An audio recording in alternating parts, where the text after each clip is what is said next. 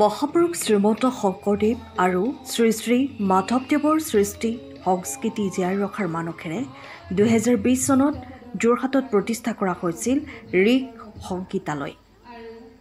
এই নৃত্যৰ বিদ্যালয়খনে নতুন প্ৰজন্মৰ ছাত্ৰ-ছাত্ৰীৰ মাজত খোলবাদন, সত্ৰীয়া নৃত্য, বৰগীত আদি পৰম্পৰাগত কলা কৌশল শিকাবলৈ বিশেষ পৰিসৰ প্ৰদান কৰি আহিছে।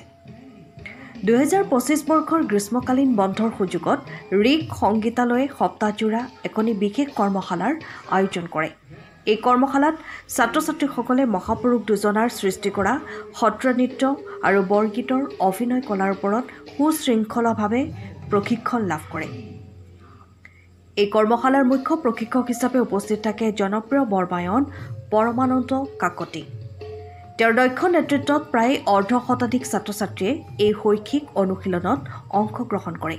এই কৰ্মশালাখনিৰ সফল সামৰণিৰ দিনা চেকনিধৰা নামঘৰৰ ৰংগমঞ্চত অনুষ্ঠিত হয় এক বৰ্ণাঢ্য সাংস্কৃতিক অনুষ্ঠান চন্দ 2025 নামেৰে নামাকৰণ কৰা হয়। এই অনুষ্ঠানটিৰ উদ্বোধন কৰে বিশিষ্ট সত্ৰীয়া সংস্কৃতিৰ সাধক, সংগীত নাটক অকাডেমী বঁটা প্ৰাপক শিল্পী টংকেশ্বৰ বৰবায়নে। উক্ত অনুষ্ঠানটি অতি সুন্দৰকৈ আঁতৰে প্ৰিয়াক্ষী দত্ত বৰাই। উক্ত অনুষ্ঠানটিত কেইবাগৰাকীও বিশিষ্ট ব্যক্তিক সম্বৰ্ধনা জনোৱাৰ পাছতেই সাংস্কৃতিক অনুষ্ঠান অনুষ্ঠিত কৰা হয়। অনুষ্ঠানটিৰ আৰম্ভণিতেই ৰঞ্জনা ডেকাই পৰিৱেশন কৰা সুমধুৰ বৰগীতেৰে আৰম্ভ কৰা হয়। কণ কণ শিশুসকলে পৰিৱেশন কৰা সত্ৰীয়া নৃত্য বিশেষভাৱে দৰ্শকৰ মন কাঢ়িবলৈ সক্ষম হয়।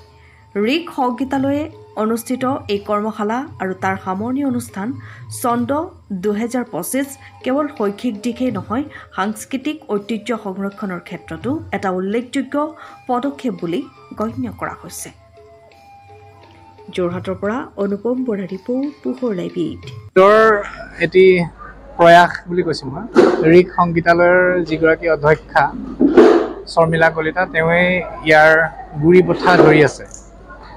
গতিকে বৰ্তমান যিটো পৰিৱেশ আমাৰ সকলো নহয়, যুৱ প্ৰজন্মৰ এটা উশৃংখল পৰিৱেশ নোহোৱা নহয়। গতিকে এনে পৰিৱেশত গুৰু দুজনাৰ যি সৃষ্ট সংস্কৃতি, এই সংস্কৃতিসমূহ অধ্যয়ন আৰু চৰ্চাৰ মাধ্যমেদি আমি মানসিকভাৱে আচলতে শিশুসকলক পৰিৱৰ্তন কৰিব পাৰোঁ।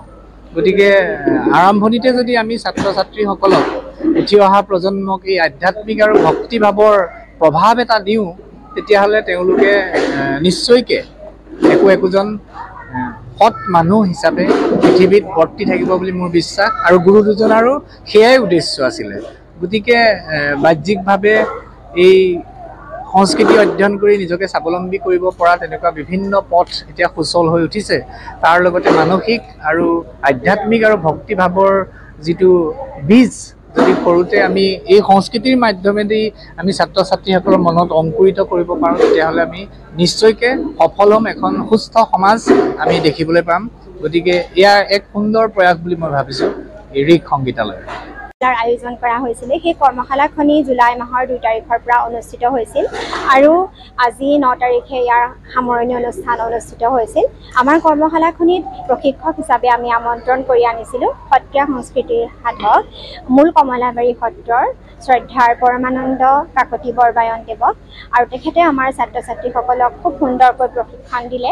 আমি তেখেতৰ ওচৰত নথৈ আৰু আমাৰ ছাত্ৰ ছাত্ৰীসকল তেখেতৰ ওচৰত এইকেইদিনতে শিক্ষা গ্ৰহণ কৰি যথেষ্ট উপকৃত হৈছে বুলি মই ভাবিছোঁ। আৰু আমাৰ যি নৃত্যৰ কৰ্মশালা আছিলে, সেই নৃত্যৰ কৰ্মশালা সত্ৰীয়া নৃত্য প্ৰধানকৈ, আৰু তাৰ ওপৰত বৰগীতৰ যি অভিনয় প্ৰদৰ্শন, সেই অভিনয়ৰ ওপৰতো এই কৰ্মশালাত শিক্ষা দিয়া হৈছিল। আৰু আমাৰ এই কৰ্মশালাখনিত প্ৰায় 36 গৰাকী ছাত্ৰ ছাত্ৰীয়ে অংশগ্ৰহণ কৰিছে।